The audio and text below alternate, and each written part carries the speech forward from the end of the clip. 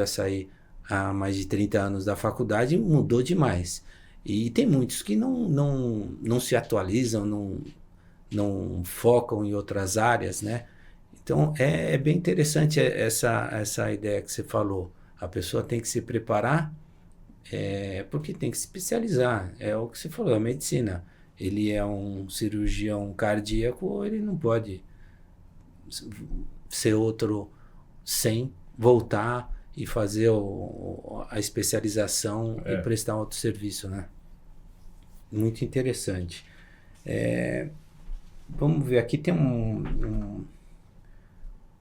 alguns itens que... eu vou citar o Mário Sérgio Cortella, ele fala sobre atitude, né?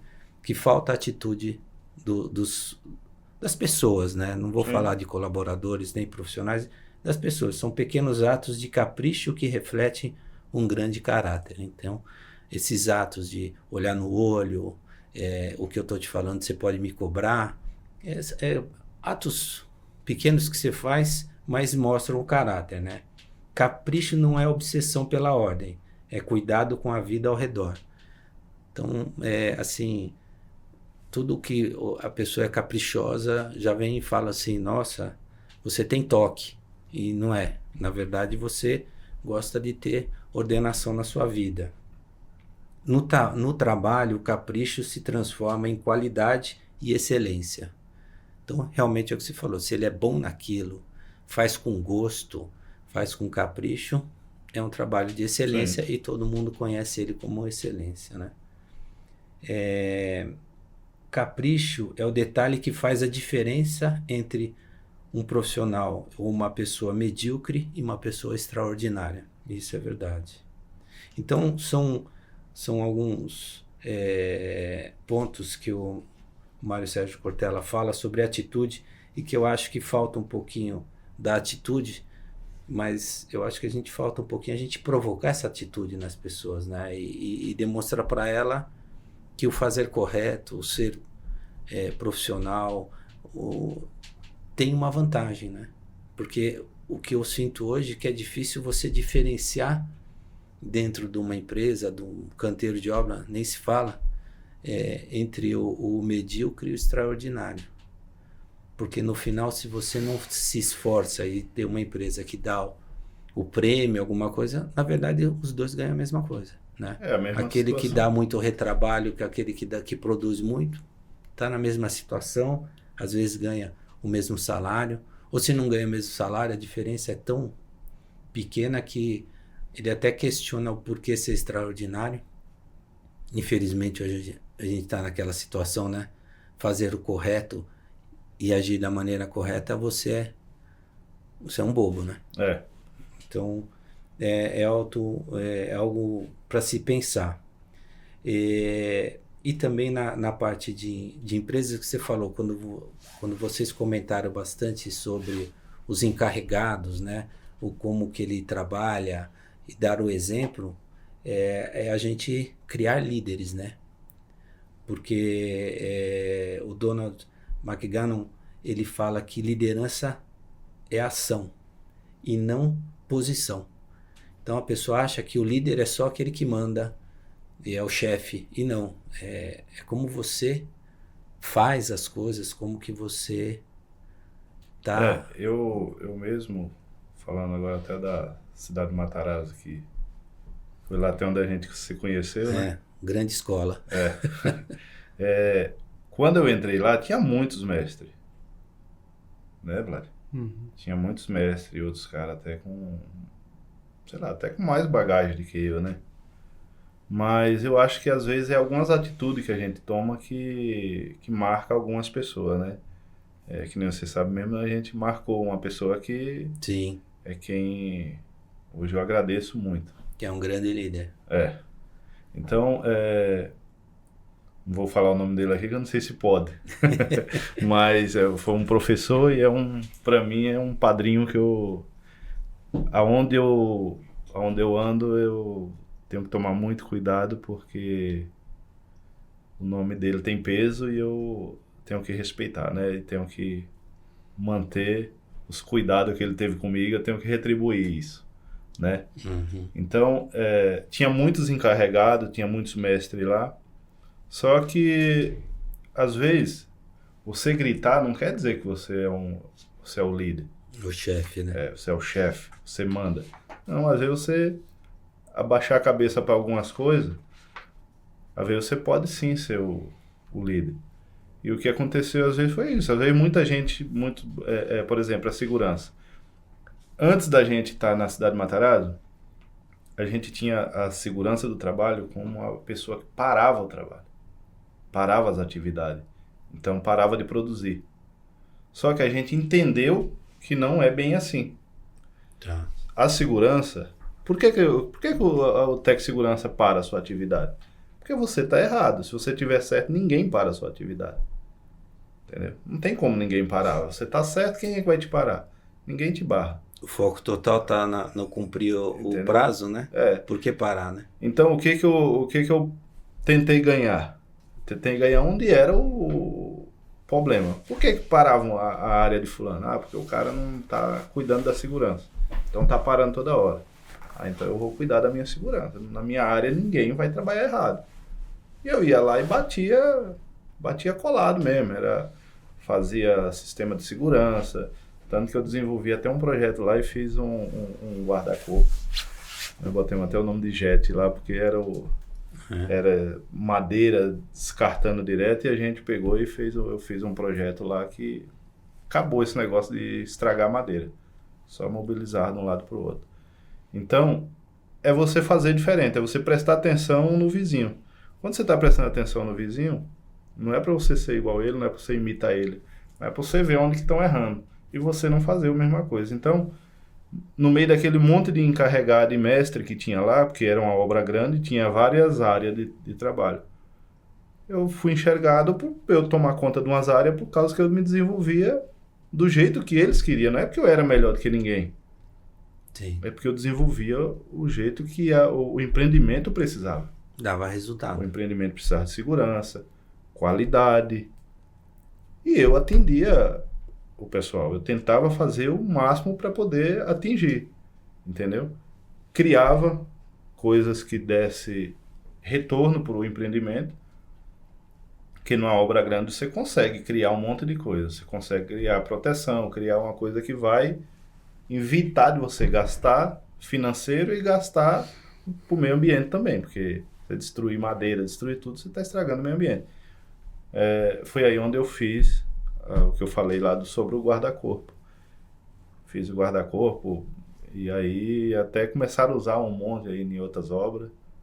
Só que aí o pessoal não leva à frente porque é coisa que facilita, né? E quando facilita, mexe com muitos, né? Esse é um item complicado. Acho que a gente tinha preparado aqui um roteirinho, né?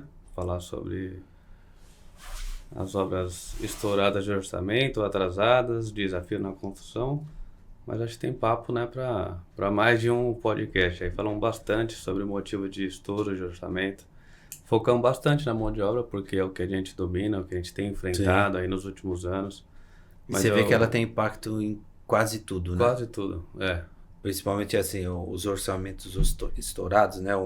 Um item até que também na reportagem do CTE News falou, mais de 63% das obras do Brasil estão fora do custo planejado. É um número muito próximo dos 61% de obras atrás. Então você vê que tem correlação direta, né? Essa parte de análise detalhada dos riscos que tem a obra. Então você peca no atraso da obra e paga o preço no estouro da obra. Né? Eu acho que o estouro começa desde do tempo do ciclo que você falou. Então o ciclo da implantação, que é demorado, que pode demorar até 4 anos, dependendo do time que foi feito esse orçamento. E os reajustes que estão tendo na construção civil, que é absurdo. O cimento aumenta toda semana, aço, alumínio. Então isso impacta direto nos estouros do orçamento. A mão de obra em si, desperdício, é absurdo ainda o quanto a gente desperdiça de material em obra. Ainda se falar que a cada 3 obras, uma é desperdiçada no Brasil, em 2024 isso é absurdo. Eu acho que esse número já não é mais a realidade, mas continua tendo ainda muito desperdício, né? Inclusive na parte de desperdício, que não tem a ver com esse momento de obra, né? Tem no final, é realmente entender o teu cliente final, porque ele tem uma exigência enorme da entrega do produto final, ele quer que esteja perfeito, mas você passa na frente das obras entregues, o que tem de caçamba, de material sendo desperdiçado por causa das reformas. Infelizmente, você tem a máxima no mercado imobiliário, que são 3 pontos super importantes para você lançar um empreendimento que vai vender. Endereço, endereço e endereço. Né? Então, quer dizer, o cara comprou aquele produto por causa do endereço. E é verdade, tanto que ele não gostou de nada que tem lá. O produto em si, ele destruiu o produto e reconstruiu. Então, será que não tem que ter um olhar para esse lado de chegar para o seu cliente e falar assim, você só quer o endereço, então vamos trabalhar para você ter o endereço e o teu produto de uma forma diferenciada. Tá certo que aquelas empresas especializadas em produtos específicos, né, as modificações, a personalização, saiu um pouquinho do momento, mas talvez você não personalize, mas deixe ele mais cru possível para ser personalizado. Mas a gente tem visto, viu? Que tem sido até um desafio pra gente na Rodrigues, porque a gente quer fechar obra de reforma, de apartamento, personalização, construção. É verdade. E as construtoras estão cada vez mais entrando com a personalização. Então isso é um item bacana para isso que você falou. Sim. Já personaliza, evita desperdício, evita retrabalho, evita colocar um produto que não vai ser utilizado. Então tem isso. E o cliente final tem todas as garantias, né?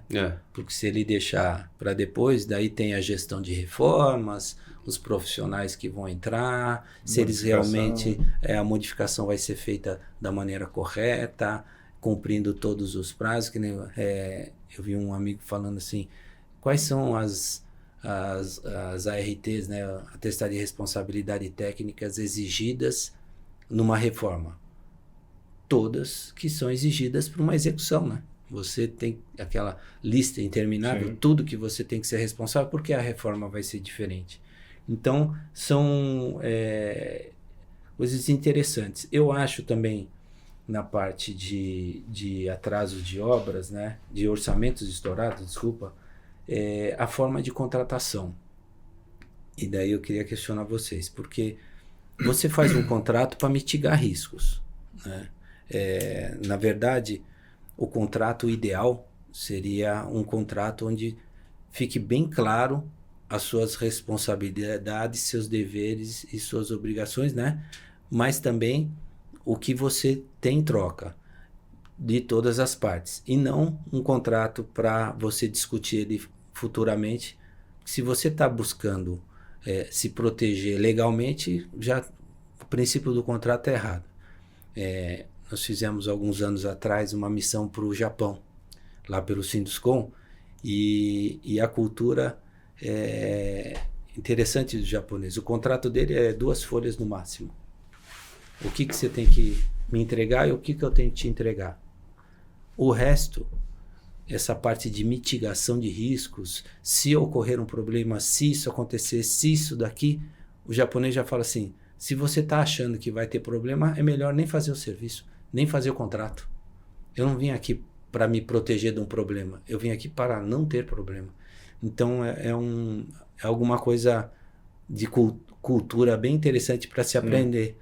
Mas na parte de contratação, vocês, na verdade, vocês prestam serviço para construtoras diferenciadas, né? Sim. Mas infelizmente até as diferenciadas têm os seus pecados capitais. Tá claro para vocês o contrato, assim, eu vou fazer esse serviço, o procedimento é esse, né? A tolerância, a verificação do serviço que vai ser colocado pelos fiscais na obra é essa, então Tá claro isso para Tem vocês? vindo cada vez melhor, cara. Cada vez melhor mesmo. Tem construtoras, que a gente combinou de não citar nomes, que tem uma carta convite muito legal. Fala até da ficha de verificação de serviço, de tudo que envolve o que é seu, o que não é. Existem falhas, existem, e tem outras menos. Outras vem lá escrito metro cúbico, e você tem que colocar no seu BDI tudo que você sabe que envolve, todos os indiretos, recebimento de material, transporte horizontal, vertical, isso não tá. E tem carta proposta que já vem com tudo isso. Recebimento de material vem aberto, almoxarife vem aberto, construção de barracão vem aberto. Então tem sim uma evolução melhor na contratação. Mas ainda tem o item do comparar laranja com melancia, né? Você ainda tem uma empresa que cumpre, que sabe o que está lendo, os riscos que está assumindo e vai colocar em prática, e a outra empresa que só está a fim de assinar o contrato, porque é mais um contrato, é mais um valor de faturamento que ela vai ter, os problemas depois ela resolve, e daí a gente entra no retrabalho, nos problemas de falta de produtividade, nos questionamentos, né?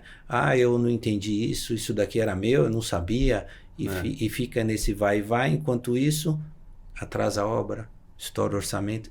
Então você tem uma lição de casa também dessas empresas que tem, não é só o documento que está claro, né? A homologação, a quem eu estou contratando, tem que estar claro. A homologação é importante. Eu não posso responder por eles, mas já tive do outro lado, e tem, quando a gente faz obra da Rodrigues, outro nível, né? Outro porte.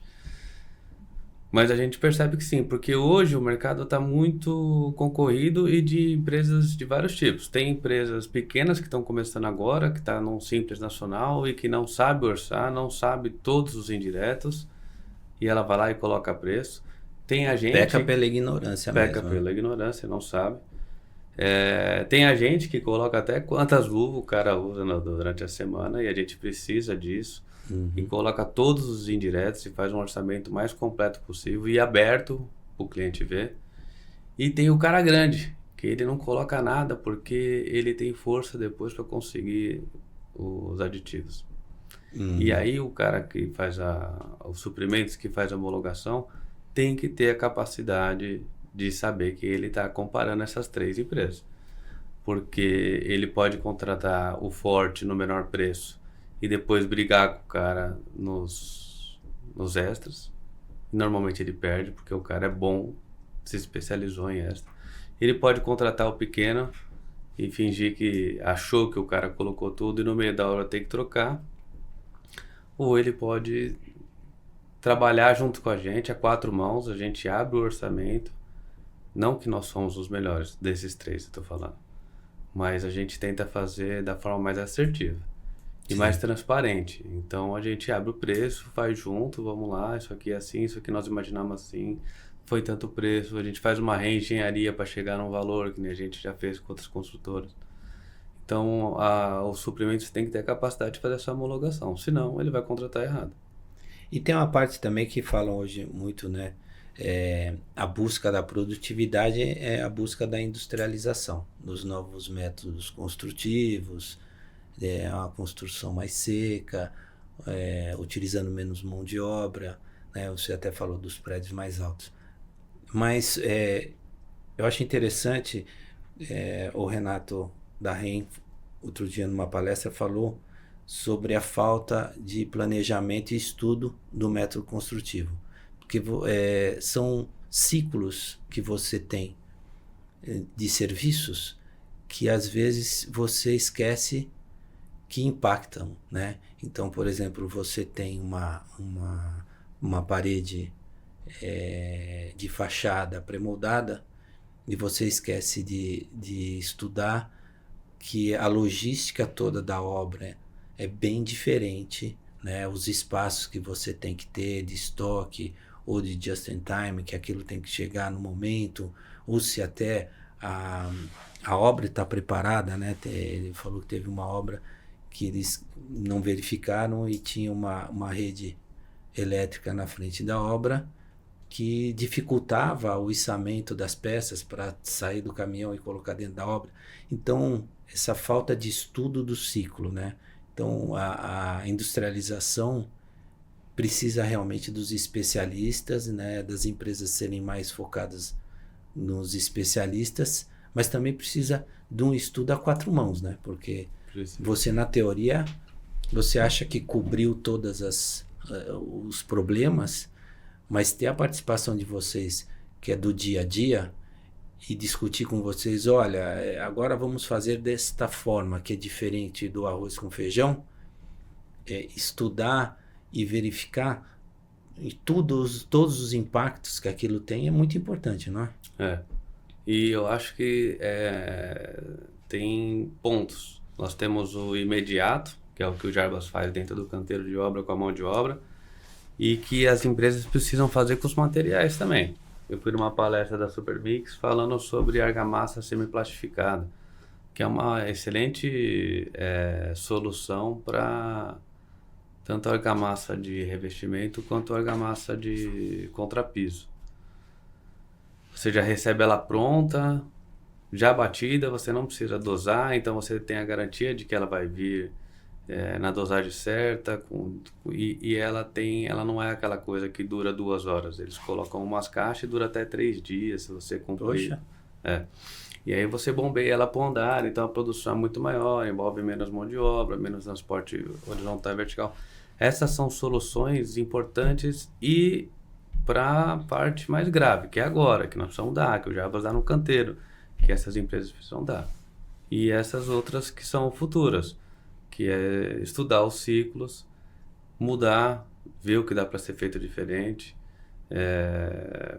porque senão a gente não consegue cumprir com essa escassez da mão de obra, com essa debandada, e com volume, não tem demanda para isso. Entendi. Bom, dos itens que a gente ficou de bater um papo, a gente só faltou um, que é a demanda versus oferta. Acho que a gente pode falar rapidamente, né? A gente já comentou que é localização, então a demanda está todo e a oferta está muito nisso, o porquê foi feito, né? Então a gente vai para aquele início que nós falamos de todos os estudos que são feitos dentro do ciclo, né? Todas as etapas que têm que ser cumpridas durante aqueles mínimo de 4 anos, então tem um impacto muito forte nessa demanda e nessa oferta, né? Tem um dado da Imóvel Web que fala que hoje tem mais de 540 mil apartamentos à venda só na cidade de São Paulo. Então é um volume grande. A gente sabe que está longe de abastecer toda a necessidade. Então, apesar de ter 540 mil apartamentos, é um número muito grande, a necessidade é muito maior na nossa cidade, né? Fora que não é só pessoas que precisam do imóvel, são pessoas, inclusive, que vivem em imóveis precários, né? Que teriam que ter um imóvel decente. Então, apesar do número ser gigante, você tem uma demanda muito maior do que essa oferta, né? E um dos desafios que a gente fala no mercado lá, como vocês sabem, na India a gente trabalha muito com a manutenção de unidades em estoque. Então, as unidades que depois que o empreendimento foi entregue, que ainda não foram vendidas, que vão continuar a venda durante a operação já do prédio, elas estão lá. E a gente tem uma ideia que, assim, você vai comprar um carro numa concessionária, o carro tanto novo como usado, ele está perfeito, né? Está limpinho, cheirosinho, bateria, né? Olha, o carro está à venda, você vai lá e bate a chave e o carro não pega, não funciona. Então, como que o pessoal lida com isso, né? Nós trabalhamos em deixar o imóvel pronto para venda a qualquer momento. E se ele tiver algum defeito, vai ser um defeito de comercial. Então, é uma negociação ali. E não um defeito... É uma modificação, não um defeito. Né? Não a falta de conservação, né? E inclusive, é um negócio interessante, né? Os incorporadores e consultores exigem que desde o primeiro dia da entrega do imóvel, o cliente, né, o usuário, ele comece a manter o imóvel. Então faça todas as manutenções preventivas, que tem todos nos manuais do proprietário, das áreas comuns. Mas ele faz isso na dele, que está lá parada, porque o reloginho do tempo desse imóvel está correndo, né? E quem que é o usuário? Não tem usuário, mas tem alguém que tem que olhar por aquilo, né? Porque a garantia, você tem uma garantia mínima que você dá, mas a garantia de longo prazo, de 2, 3, 5 anos, elas estão correndo com a data do habite. Então é algo interessante de se ver como essas empresas estão trabalhando, né? Então você abre o apartamento para vender, o corretor vai vender o apartamento, ele está sujo, sem conservação nenhuma, às vezes seca a água, né, do ralo, Mau cheiro. um mau cheiro, e daí vai provar para o cara que o mau cheiro é porque o ralo está seco e não que tem um vazamento de esgoto, um retorno de esgoto, um negócio desagradável. A gente já encontrou muitas unidades onde você abre e daí você vê que a unidade superior, né, ou as laterais, devido a uma modificação ou até de um problema de assistência técnica, impactou nela. Então, forro caído, vazamento, infiltração, e ninguém está sabendo, você só fica sabendo quando você abre a porta para vender. É um negócio meio desagradável. Porque até a água parada ela já choca e já dá mau cheiro no ralo, né? Exato. Lavabo é mestre para acontecer isso. Então, não tem ventilação nenhuma, né? Você não deixa as janelas abertas para ventilar, porque se não deixar aberta, chove lá dentro. A gente tem os pombos, né? Os famosos, aquela varanda gourmet, os pombos tomam conta, aquilo é Os ratos de cidade. Fica um horror.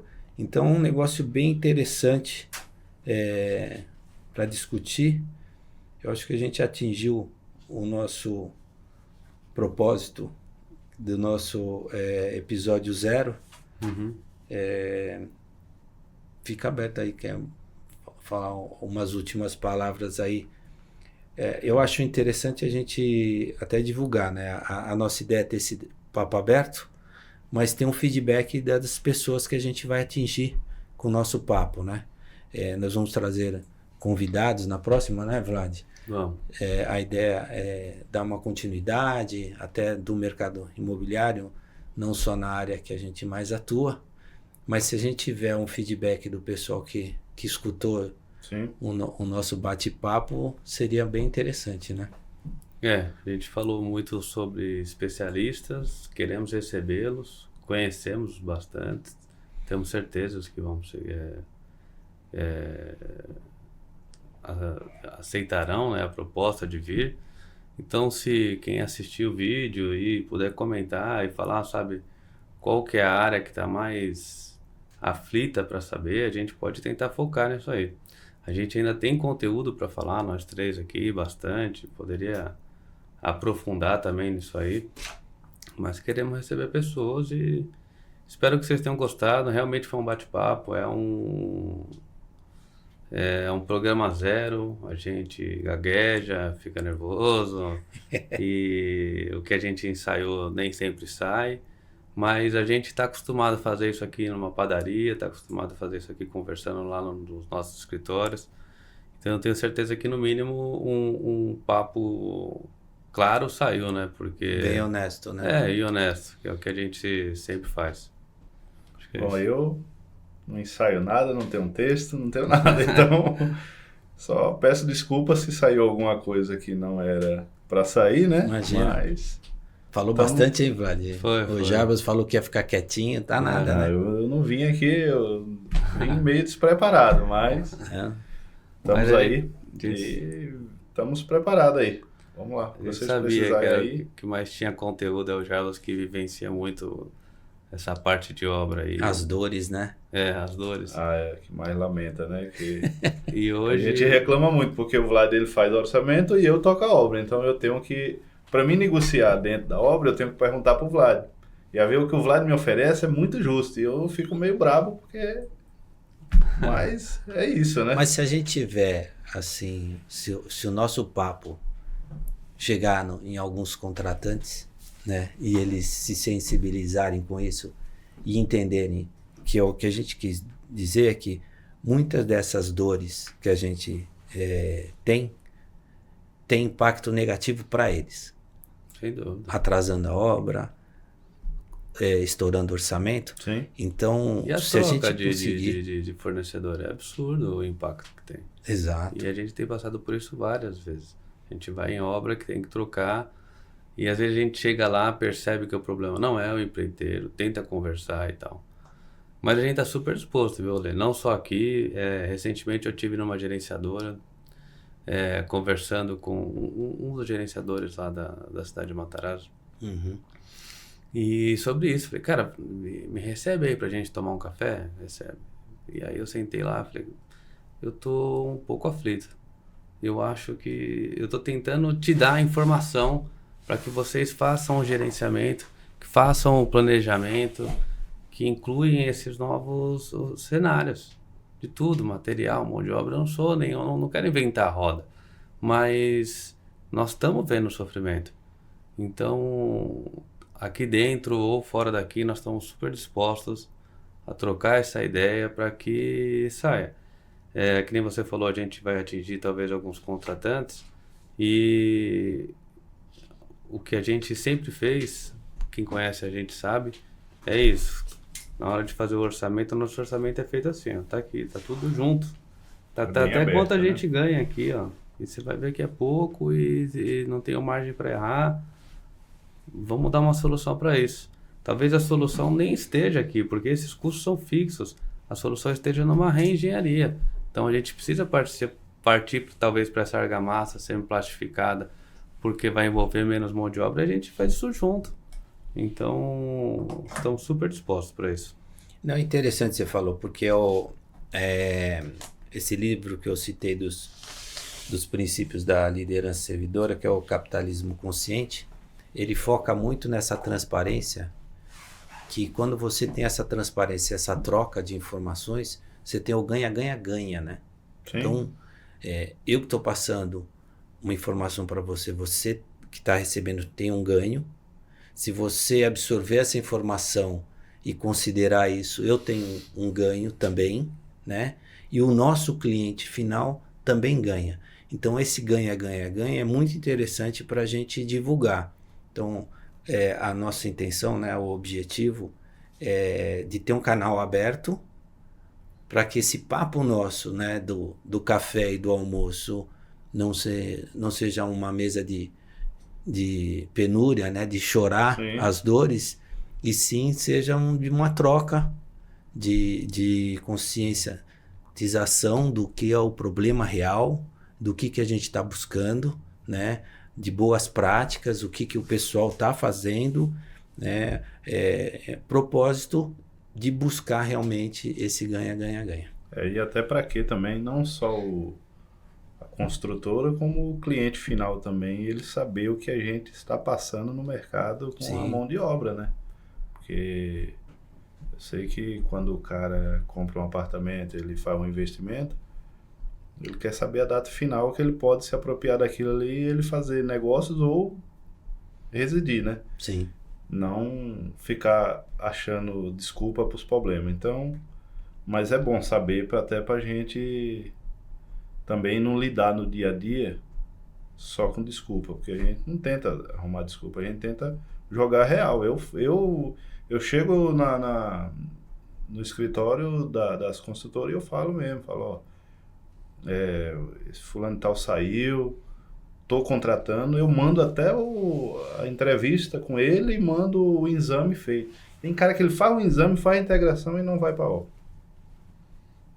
É difícil. Entendeu? Então, a gente precisa deixar bem claro e transparente para a construtora que a gente não tá com mentira. Sim. Porque se pegar a gente com mentira, putz, perde tudo. Você perde a credibilidade, você perde a confiança, perde tudo, porque a gente precisa passar a real. E é isso que está o mercado e a gente tem que se enquadrar nele, né? E tá disposto. E eu tô disposto a gente ir para frente, né? Legal, já. Vamos à luta. Obrigado. Legal, isso aí. Valeu, Ale, obrigado. Valeu. Até a Obrigado. próxima. Valeu. Até a próxima, Vlad.